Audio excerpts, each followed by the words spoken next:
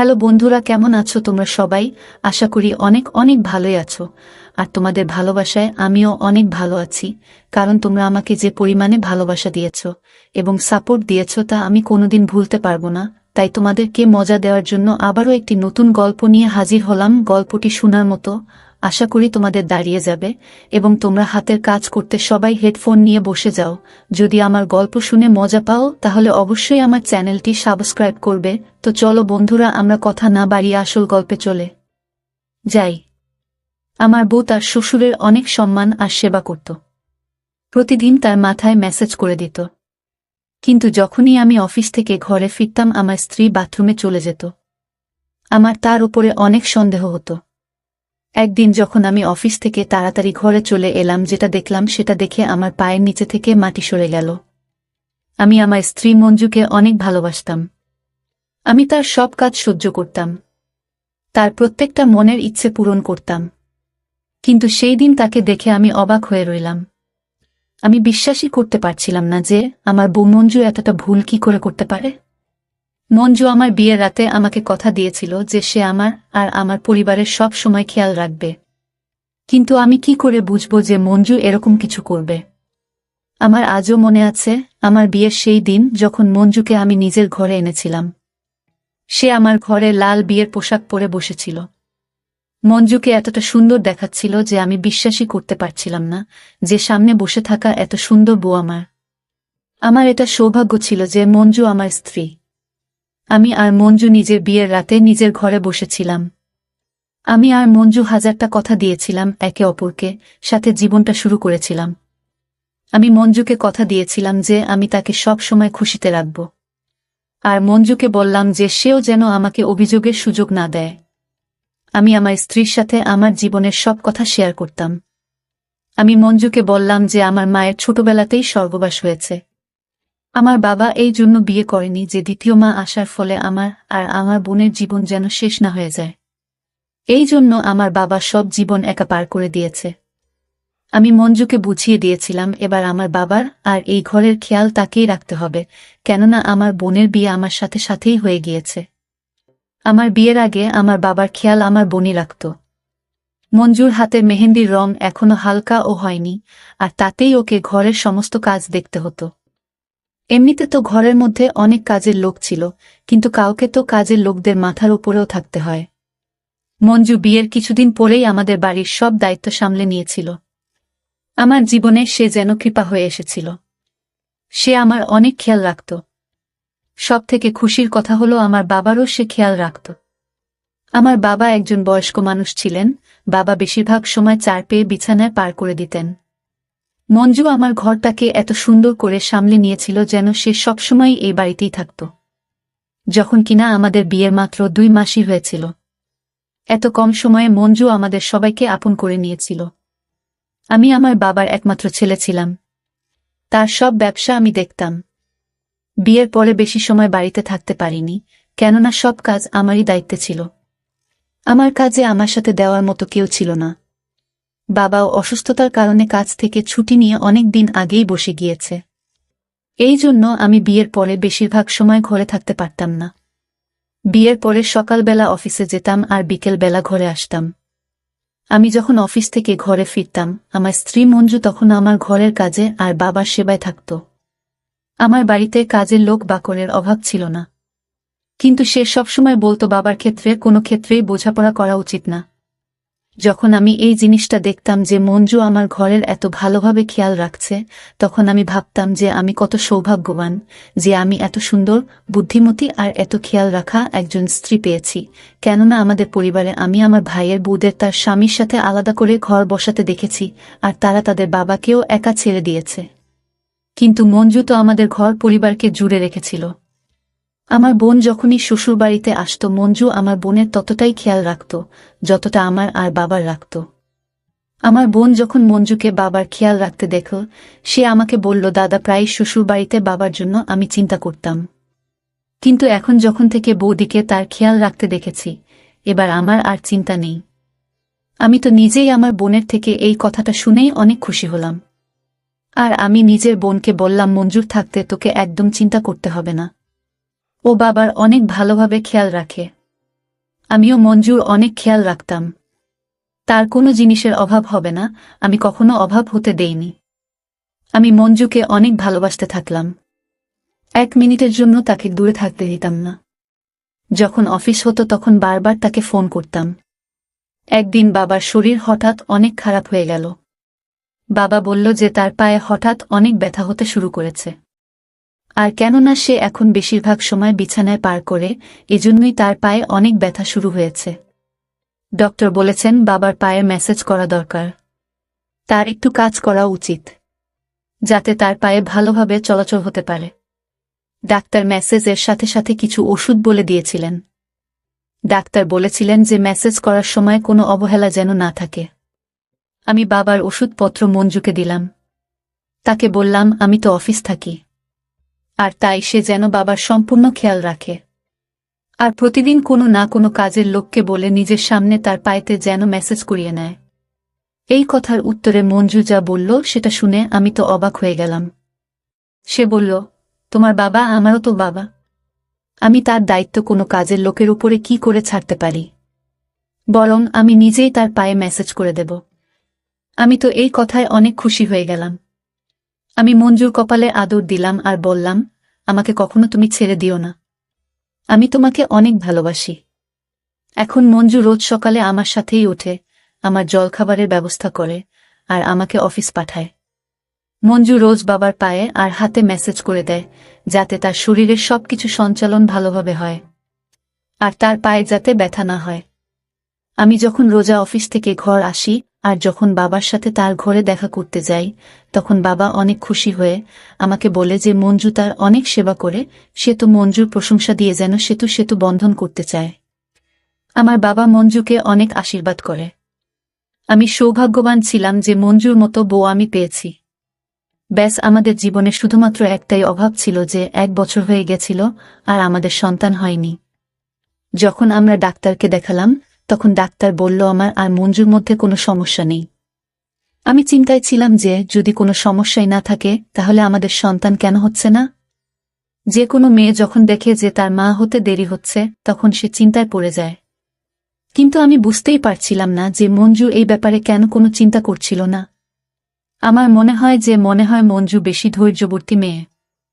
এজন্যই সে সহ্য করেছিল আর এজন্যই সে চিন্তাও করত না।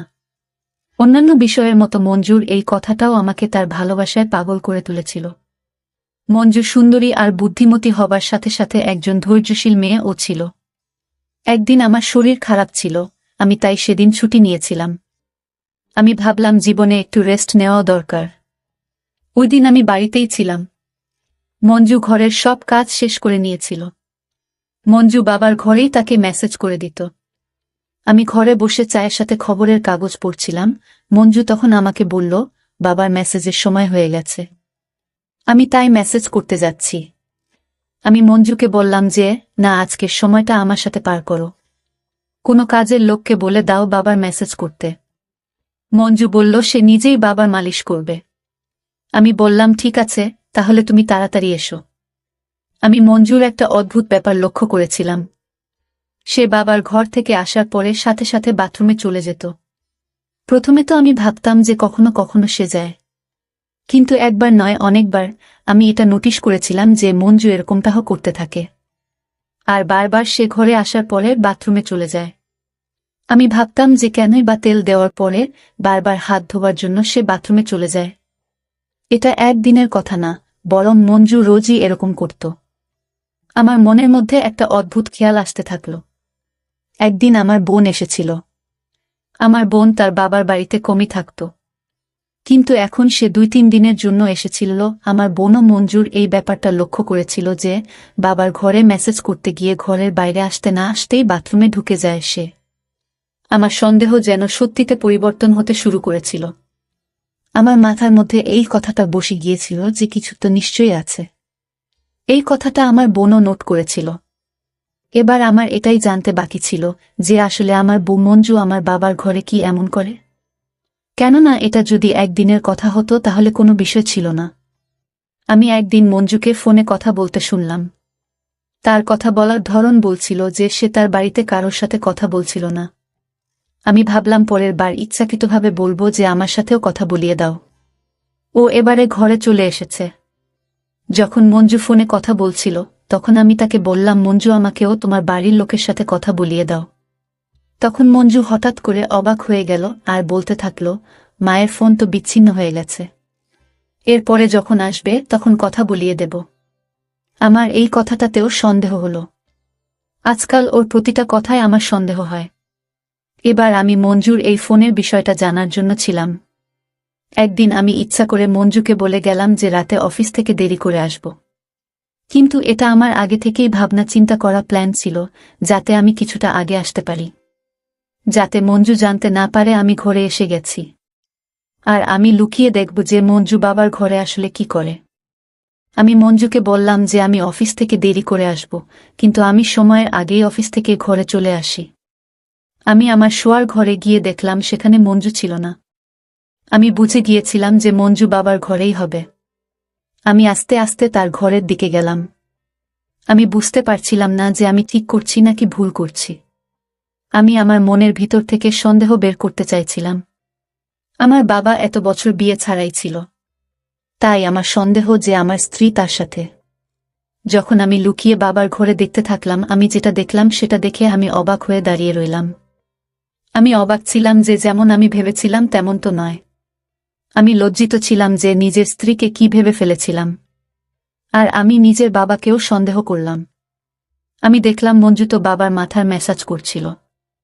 আর এমন কিছুই নয় যা আমি ভেবেছিলাম।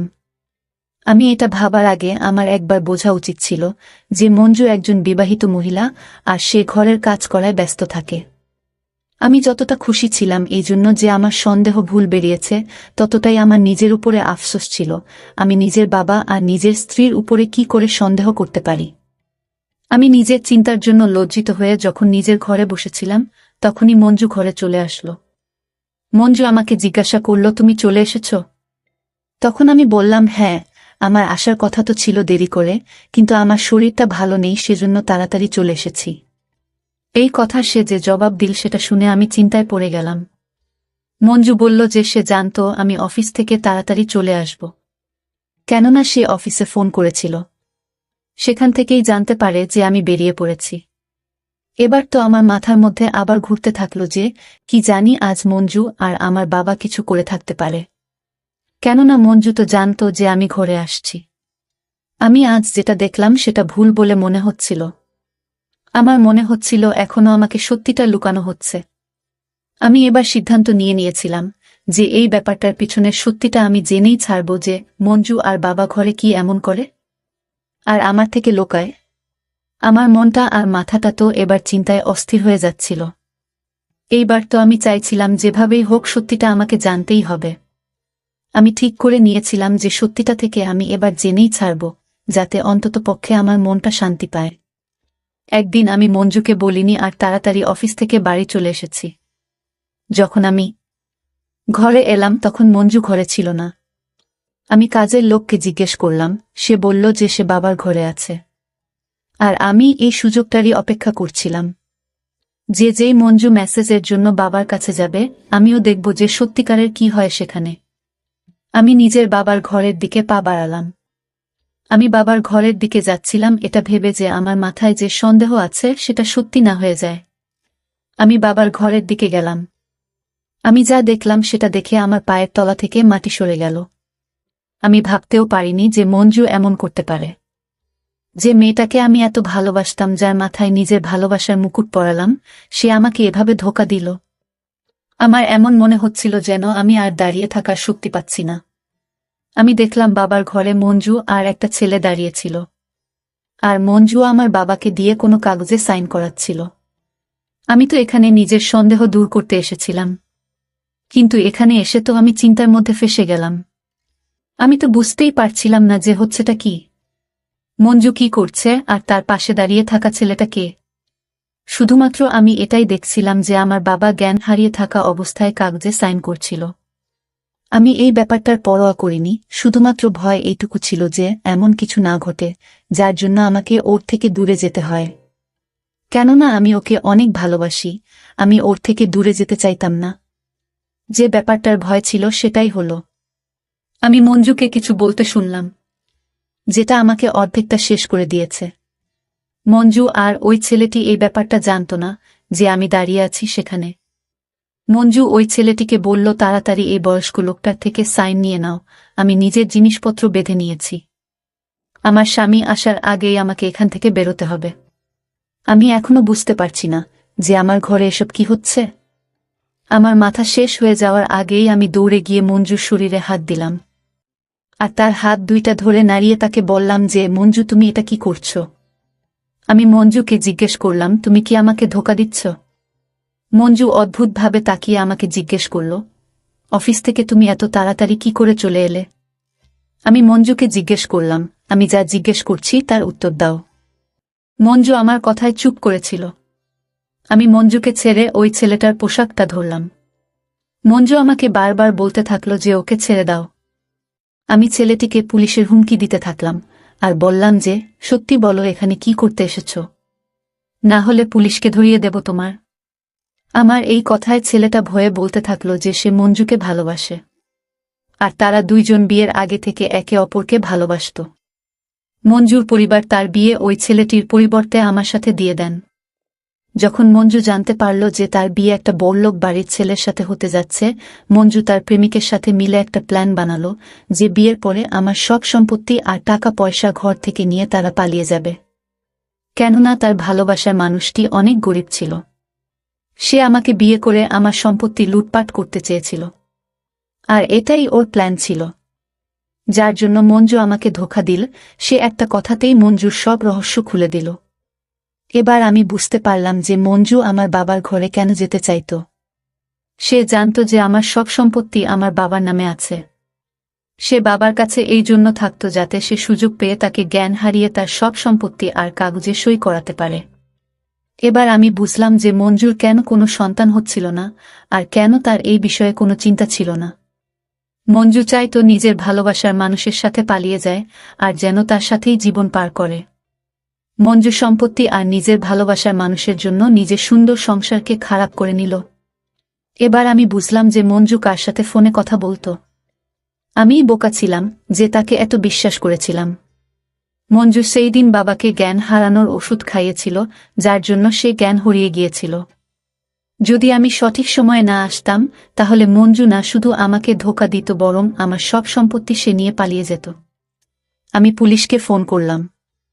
মঞ্জু আমার পায়ে পড়ে আমার থেকে ক্ষমা চাইল, কিন্তু আমি তাকে ক্ষমা করিনি।